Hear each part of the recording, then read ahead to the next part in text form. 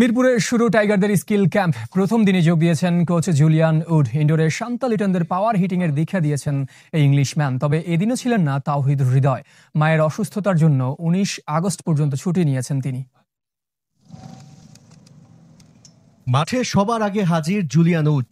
Dressing রুমের সামনে শিষ্যদের অপেক্ষায় পাওয়ার হিটিং কোচ ফিল সিমন্সকে পেয়ে মুখে হাসি এই ইংলিশম্যানের। এরপর একে একে টাইগার ক্রিকেটারদের সাথে পরিচিত হলেন জুলিয়ান উড।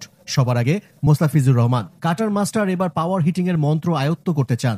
সৌম্য, শান্ত, পারভেজ ইমনরাও স্বাগত জানিয়েছেন তাদের নতুন গুরুকে।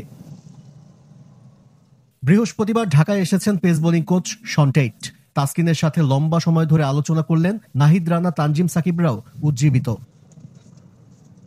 স্কিল ট্রেনিং শুরুর আগে মূল মাঠে টিম মিটিংও সেরে নিয়েছে টাইগাররা। ফিল সিমন্সের পর জুলিয়ান উডও সবাইকে দিয়েছেন নিজের বার্তা।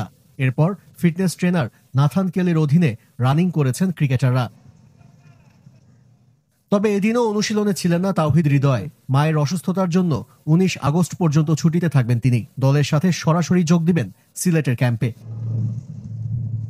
গণমাধ্যমের জন্য মাত্র ২০ মিনিট সুযোগ ছিল অনুশীলন দেখার। তাই শিষ্যদের কি দীক্ষা দিলেন জুলিয়ান উড তা নজরে আসেনি। নাজমুল শান্ত, জাকের আলী, সৌম্য সরকারদের নিয়ে ইনডোরে পাওয়ার হিটিং এর পাঠশালা শুরু করেন এই ইংলিশ কোচ।